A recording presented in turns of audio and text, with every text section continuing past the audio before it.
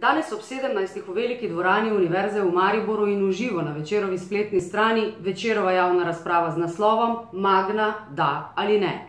Pridejo prav vsi, ki imajo o tej vroči temi odgovore iz prve roke, in prav vsi relevantni sogovorniki, ki dvomijo. Soočenje mnenj torej, ki obeta zares celovito javno razpravo, v kateri se bo izluščilo, kaj zdaj. Na podlagi česa tako vztrajno trdi, da bo delovnih mest res 3000, je eno od vprašanj, ki čakajo gospodarskega ministra Počivalška.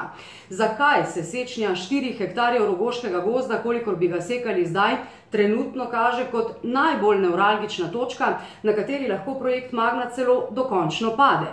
Dokdaj je Magna še pripravljena čakati na dovoljenja in ali res samo do 1. julija in kaj bodo storili potem? Odšli drugam? A kam? Ali imamo morda celo v Sloveniji lahko plan B v Kidričevem? To bo pojasnil župan te občine.